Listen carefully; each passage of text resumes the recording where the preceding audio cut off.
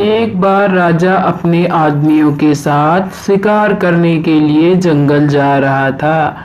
बीच सफर में एक बूढ़े आदमी का घर आया। राजा ने देखा कि वह बूढ़ा आदमी उम्र में 90 साल से भी ज्यादा का लग रहा है। उसके हाथ पैर कांप रहे हैं, फिर भी वह बड़ी मेहनत से एक फल देने वाला पेड़ का पौधा अपने घर के बगीचे में लगा रहा था। राजा को उस बूढ़े आदमी को ऐसा करते देख बहुत आश्चर्य हुआ।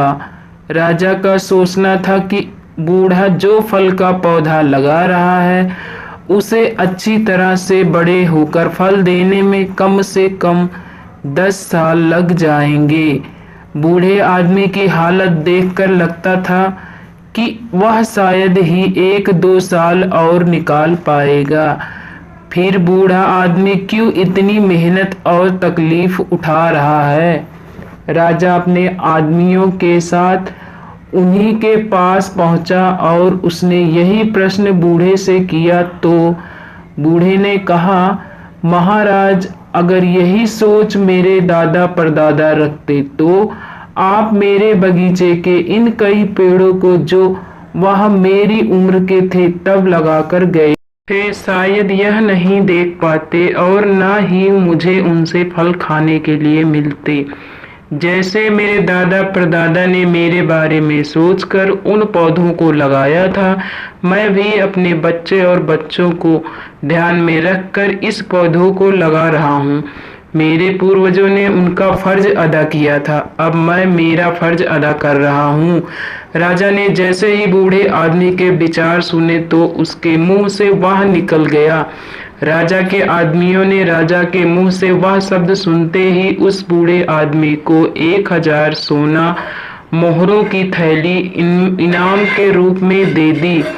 1000 सोने की मोहर पाकर बूढ़ा आदमी बहुत खुश हो गया और उसने कहा कि देखिए महाराज, आप कहते थे कि यह पौधा मुझे शायद फल नहीं दे पाएगा, लेकिन इस पौधे ने तो मुझे आज ही सोना मोहरों के रूप में फल दे दिया। बूढ़े आदमी के सकारात्मक विचारों से प्रभावित होकर राजा ने फिर से 2 बार वाह वाह बोला। राजा के आदमियों को तो आदेश के अनुसार हर वह शब्द के लिए 1000 सोने की मोहरें देनी थी, इसलिए उन्होंने बूढ़े आदमी को 2000 सोने की मोहरें और दे दी। फिर से इतनी सारी सोने की मोहरें पाकर बूढ़े आदमी ने खुशी से कहा कि महाराज, मैंने तो सिर्फ सुना था कि कुछ राजा दयालु और बड़े दिल वाले होते हैं, लेकिन मेरी इतनी उम्र हो गई फिर भी कभी नहीं देखा, लेकिन आज पहली बार आपको देखा तो उस बात पर विश्वास हो गया।